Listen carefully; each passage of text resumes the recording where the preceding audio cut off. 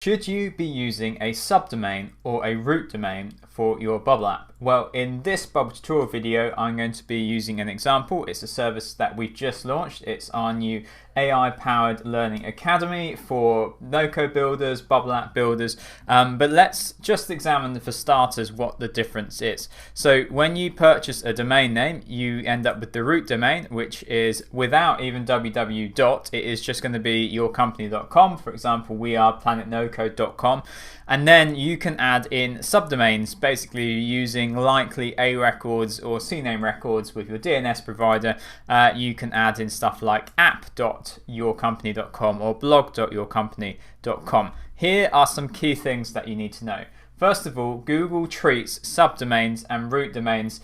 Now, it's a little bit grey, but it's basically that they generate their own separate, isolated, siloed kind of SEO, juice SEO ranking. So putting your blog as a subdomain means that your root domain is not going to receive anywhere near as much of a benefit as if you were to use a subdirectory. For example, put /blog on your company root domain. But let's root this in an example, because that's where I started off this video, which is that our website, we've just given it a refresh because we've just launched our AI exploration, AI Copilot. Basically, we've got over 30 hours of content and just hundreds and hundreds, over 500 Bubble tutorial videos, and you can now browse them, query them, explore them with the help of AI. And we've got some courses chucked in there too, and you can get started by just clicking get started for free, and that gives you access to our free Bubble beginners course and the ability to start exploring our library. To unlock everything, you can get our 90-day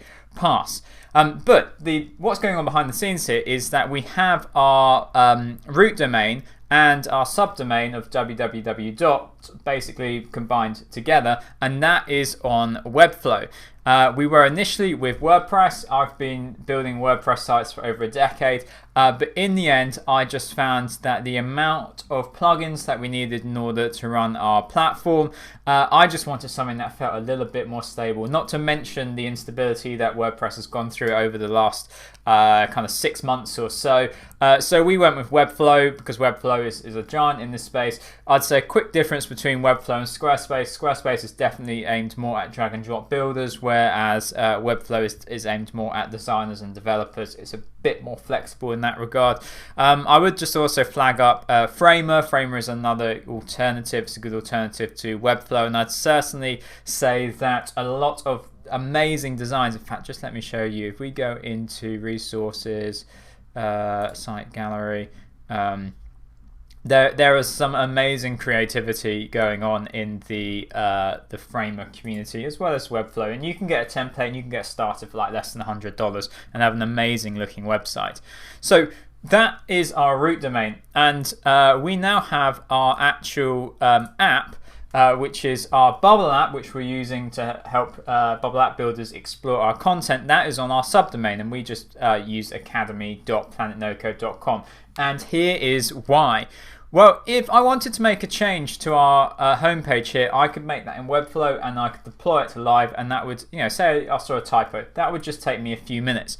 But imagine at the same time, I'm building a feature into our Bubble app and I'm not yet at a stage where I'm ready to release that. Well, I've then got to juggle, well, can I push my Bubble app to live just to fix a typo on my homepage, even though I've half-baked a feature that I don't want my users yet interacting with? You can see where that all begins to get in a bit of a muddle. Now, here's the exception. If your Bubble app needs to benefit from SEO, and that's a real core part of your business, then you would I would say consider putting your Bubble app on your root domain.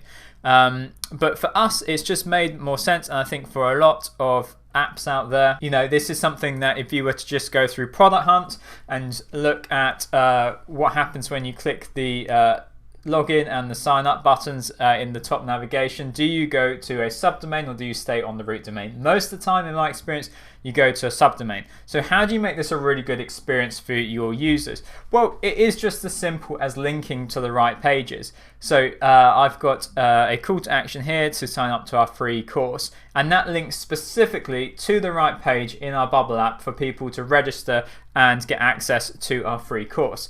But if they're already a member or they've got paid access, then they can click login, and that takes them specifically to the right page in the Bubble app. So from behind the scenes, you're moving from your root domain to your subdomain. Most non-tech users are not going to notice. So you can do something like brand consistency, using your brand colors, using your logo to help smooth that over. I mean, to be honest, this is a real MVP. I wanted to get this out to our members because it's such an improvement on how you can explore our video content and find answers to your pressing Bubble questions. So you can see I've not spent much time on this page. Furthermore, this is a good example of why I'm beginning to really dislike one-page apps, which is that if you want to be able to link to a specific part in your Bubble app, it's just so much easier with pages. Yes, you can use URL parameters, but you want, if you've got your Webflow site and you've got your navigation up here, you want your login to go to your login page and your registration to go to your registration page,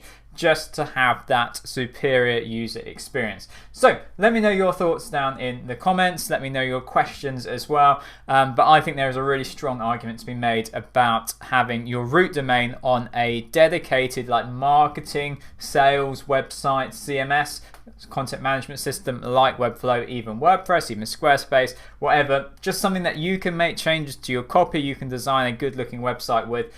And then just that takes the pressure off your Bubble app to do everything. Your Bubble app can just be the app that your users sign into and then get access to the features that you've built.